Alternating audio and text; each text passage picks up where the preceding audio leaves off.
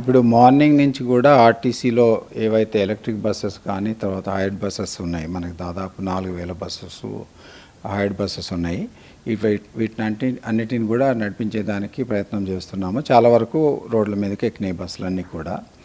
So దాంతోపాటే ఇప్పుడు ఉన్నటువంటి అందరూ ఉద్యోగస్తులు ఎవరైతే స్ట్రైక్ వెళ్ళినారో వాళ్ళందరికీ కూడా అప్పీల్ చేస్తున్నాము. ప్రభుత్వం ఆల్రెడీ ఒక కమిటీని ఫామ్ చేసిన సీనియర్ ఆఫీసర్స్ తోటి నిన్నటి రోజు అందరు యూనియన్స్ని ఆర్టీసీ తోటి ఎవరైతే రిజిస్టర్ అయి ఉన్నారో లేబర్ కమిషనర్ దగ్గర ఆర్టీసీకి అనుబంధమైనటువంటి యూనియన్స్ అందరిని 12 మందిని కూడా పిలిచి వాళ్ళతోటి సుదీర్ఘంగా చర్చలు జరపడం జరిగింది. చర్చల్లో కొన్ని అంశాలు ప్రభుత్వ పరిధిలో ఉన్నాయి, కొన్ని అంశాలు ఆర్టీసీ పరిధిలో ఉన్నాయి. ఆర్టీసీలో మనము మేనేజ్మెంట్ అందరం కూర్చొని చర్చించి పరిష్కరిస్తామని చెప్పడం జరిగింది. ప్రభుత్వ పరిధిలో ఉన్న వాటిని నివేదిక ద్వారా గవర్నమెంట్కి ఇన్ఫామ్ చేసి వాళ్ళ ద్వారా యాక్షన్ తీసుకునే విధంగా ప్రయత్నం చేస్తామని చెప్పడం జరిగింది. అయినా వినకుండా ఈరోజు స్ట్రైక్ వెళ్ళడం జరిగింది.